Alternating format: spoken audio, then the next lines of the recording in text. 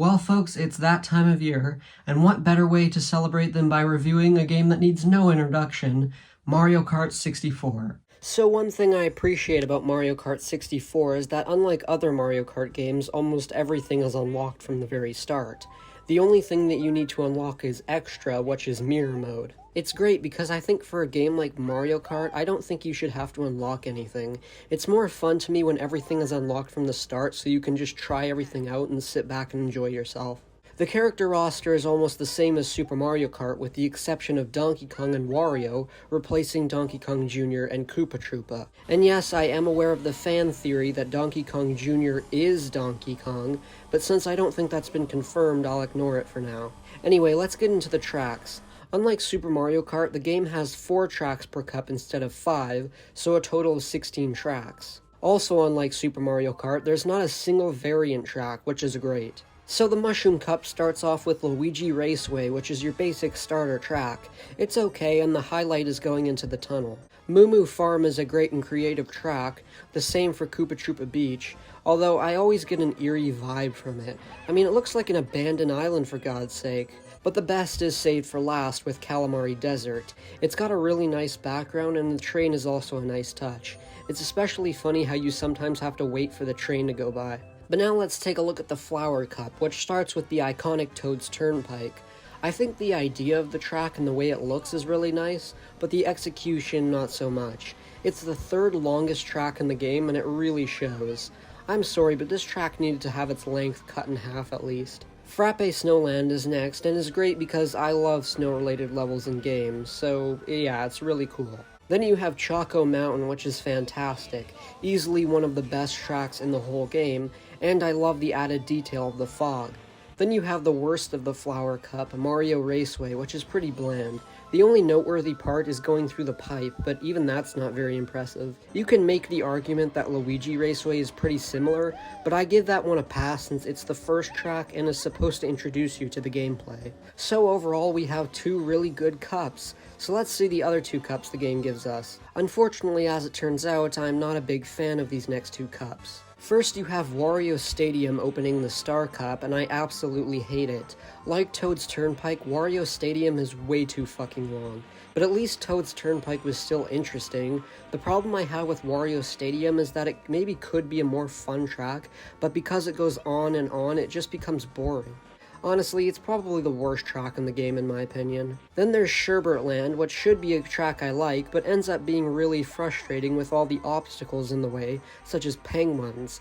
And don't even get me started on the cave you have to drive through. Royal Raceway is again a track that could be great, but instead ends up being annoying. First of all, this is yet another track that is just way too long, and the most annoying is the turn near the end that almost always puts me in the water.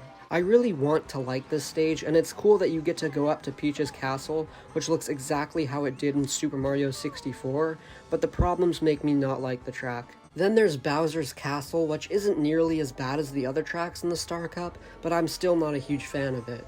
The obstacles are pretty irritating, but I do like the look of the whole track.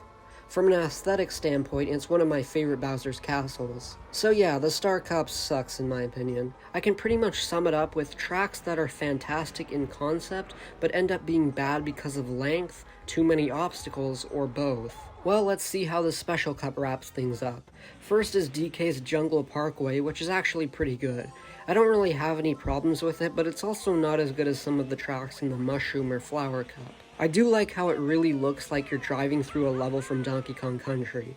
Then there's Yoshi Valley, and this track's gimmick is that there's a whole bunch of different pathways that you can take. In fact, there's so many that the game can't even tell you what place everyone is in, which is kind of funny. I both love and hate this track at the same time. The idea is pretty fun, but it's very easy to fall off the track, and it takes forever for Lakitu to pick you up and put you back down. If you think I'm exaggerating, watch this.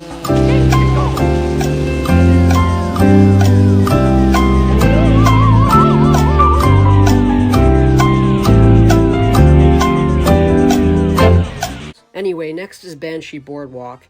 I know I'm going to sound like a broken record here, but again, this is another track that I love the idea of, but really can't stand playing it. The design of the track is amazing. I love the creepy atmosphere, but I fucking hate the boardwalk. Yeah, the very thing that the course is named after. I cannot tell you how many times I've either fallen off or been bumped off by another racer. It's extremely annoying. This track was improved on in Mario Kart DS, but I'll get to that eventually.